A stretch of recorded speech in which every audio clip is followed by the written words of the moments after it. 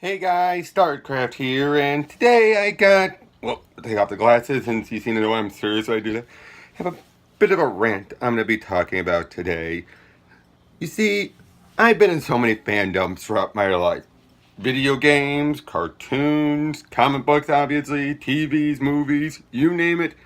Maybe maybe I've been a part of all of them, but I've either been aware of them, or I have at the very least observe them. And I have been through seen so many things with fans, good, bad, all that stuff, casual, diehards, etc., etc. But one thing I've noticed is that well before the SJW fans started coming in, once things became more mainstream, or once news shows came about that some of these people latched onto, well before them, there were the true fans, who I personally believe are far worse than any SJW fans by far.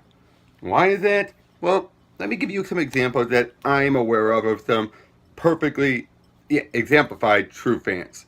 Now, I'm not talking about the ones who are into the shipping and everything. No, no. I'm talking about those who are just so diehard faithful to the work. Because here's what defines a true fan. People who think they know exactly how to handle the show, how the show should be, exactly what the show is about.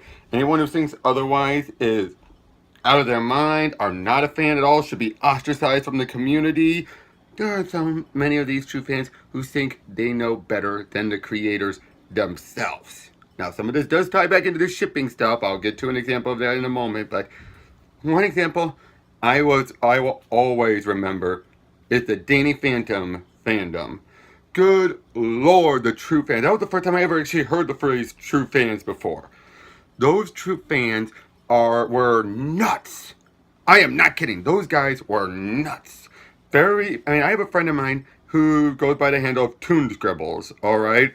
And she was one of those who would do drawings of Danny, sometimes in some weird, stuff, and everything. But when she was on the Butch Hartman forum, which was our message board, back when it was around, which was the hub of Danny Phantom true fans, unfortunately, Butch didn't do anything to rein them in, and I'm not going to say one way or the other whether he approved it or not, but that's beside the point. But she got ostracized by them because she was doing some things that, as a fan, she liked, but because it didn't match what the rules were saying, oh, you're not a fan then. You are not a fan at all. To the point where, if I seem to recall right, and Toon Scribbles, you can correct me on this, when she was wanting to go to the rally that was done to try and get Danny Phantom back on the air, they refused to let her come by because she wasn't a true fan. She wasn't one of the people who got in, deserved to go and do the defense. What ball crap, what bullshit. That is just one example, and that was an older one. Then you have stuff like that, and this does mix in with the SJW fans, unfortunately, is stuff like Steven Universe. Where the best example of that one are the ones who seem to act like they know exactly what the show's about, and they are basically telling me, like anyone who doesn't, and draws rose quartz, like that one girl long ago. She drew Rose a little bit thinner on the leaner side. They ostracized her. They tried to get her to commit suicide, and some took pleasure in it. Like, get out of here. You don't even deserve to live if you want to be anything about this fan base. To the point where even the creators were disgusted by them. What does that tell you? They don't care because they feel like they're true fans. Now, again, some of these were SJW fans, but most of them just fall into that true fan mentality. Again, these people do not care whatsoever. Then you have the Ruby fan base. Good lord, the Ruby fan base. To the point where that is by far the biggest example I've seen of fans turning on the writers and creators. Some of them do it because they feel like Miles and Carrie, the current writers who have been the writers in the beginning, are deviating from Monty Olam's vision. But the thing about that is, two things even help that. One, the people who think that are doing it because after Monty passed, one of his close friends, a name I'm not even going to mention on here, is going to, and had put out a letter, and it basically made it seem like Rooster Teeth were the uber bad guys manipulating all this stuff and doing all these evil things. when that makes no sense, because if you look at it, Monty worked everything with Miles and Carrie. Monty was always the idea guy, always throwing out idea bombs, and Miles and Carrie would sometimes have to rein him in. Understandable, because not all of his ideas could work. And the guy in question who wrote this letter was already starting to become on bad terms with them, going through a divorce with one of the people who played a character in that role, etc., etc. And he just lost his best friend because this is after Monty had passed away. It's like he felt like everyone was against him. Unfortunately, so many people believe that stupid letter, even though there's so much stuff debunking that. The other factor is that Miles and Carrie they've been writing stuff based off of how Red versus Blue is done, which is usually flying by the seat of their pants, trying to work on it as it goes. Sometimes learning how to write as it goes, and they're still doing it. But then you get some of the fans who act like, nope, you're not writing well, you're not going the direction I wanted to go, you are not doing this, you are not doing that, you are a horrible writer, you should drop down, maybe let me write it instead. Things like that. So many people just turning on the writers because they feel like we know what better than you guys do. When it's like, you don't even know what's planned. You don't even know what's coming. Yes, Miles and Carrie are working on it. But come on, people. Seriously, come on. And you know what this reminds me back to? The Star Wars fans. Those who kept acting like they kept building up all this stuff in their head about how the prequels were going to go. And as soon as they came out, George, you don't know what you want. This is not what you say. I mean, it's George's baby. He can do what the heck he wants. I am one of those who feels that way. And hey, I got some enjoyment out of the prequel still. I am not one who says, oh, it's the goddamn worst thing in all of cinema. Not the greatest thing in all of cinema, and yes, it was a bit of a disappointment.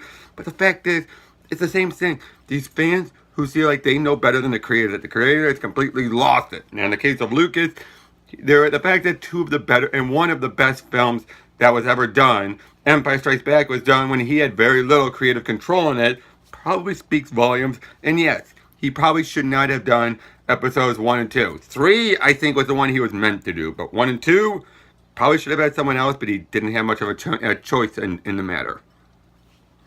Then, even with video games are not safe from this. You have what happened with Tristan Nerdette and that one girl. I'm just blanking on her right now. I'll put in the right here, but that one girl as well who complained about how the lady was going to look in the new game, and Tristan Nerdette supported her. What happened there? You then had so many of these fans turn on her, basically saying, oh, you and we know more because we buy all the art books. We've been saying behind the scenes, this makes more sense than you are knowing. And because you don't know that, you are ignorant, you are misleading people, you are basically wrong, you are not a fan. And even to the point where I got involved, and basically starts, and one of them in particular said, well, good, we don't want you bringing your stuff here. It's like, good fucking Lord. It's because it's when these people, the true fans, are the worst kind of gatekeepers. That's what it is. They are the type who are gatekeeping their own little niche fandom. Even if it's a big fandom, it's still niche compared to all the fandoms. They are that bad. Now, Star Wars fans, thank God, are not that bad gatekeepers. More so recently, I think, because they are now almost in their own little bitter civil war, let's be honest. But Ruby has gatekeeped a lot. Again, certain factions of it, it's not the whole fandom. I mean, that's the other thing is, these true fans do not always make up the majority of the fans. Thank God. But they are such a vocal grouping of the fans that, yeah. Now, to my initial point, why do I feel this means that the true fans are worse than the SJW fans? One, true fans been around longer, but two, SJW fans, they more come in, try to tell people you're wrong and everything, but I don't think I recall them doing much fall on gatekeeping to everyone else. They're wrong, like I say, you don't do this change, you're bigoted, or you want to go back to the status quo, you're wrong. Yes. But at the same time, though, they still want people to buy this stuff because obviously I think deep down some of them know no one buys it, it's not going to last long. Okay, maybe not all of them. I'm sure there are some who are like that.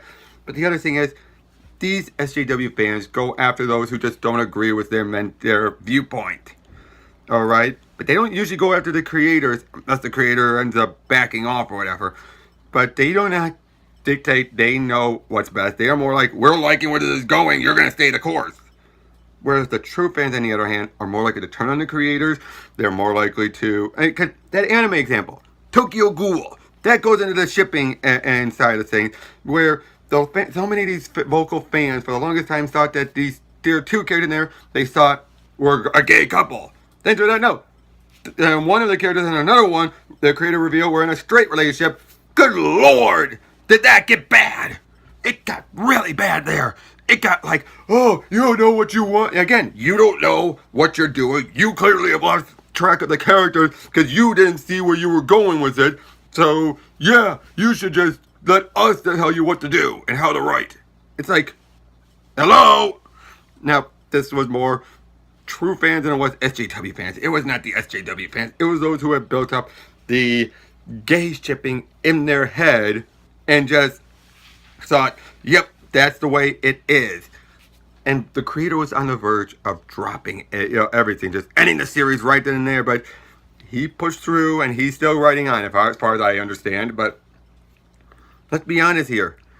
That was so bad. And again, it was the true fans. It wasn't the SJW fans trying to change everything just to fit a progressive agenda. Because that's the other thing is that SJW fans, unless they're latching onto a brand new property or at least a brand new series, because that's usually what they do, they usually have to fight their way into it. And in some cases, they end up being, combated by the true fans who don't want them, which is part of what happened with the Devil May Cry thing. A lot of the arguments saying, we're calling people like Nerdette an SJW, when it's like, wait a minute, no. That does not sound like she's being an SJW, because it sounds like you guys are the ones being more progressive here, trying to say, oh, how dare you say that the actress who the motto of that lady was based off of looks mannish. You are transphobic. That sounds like something an SJW would say. Yeah, and yet they think they're not the SJWs.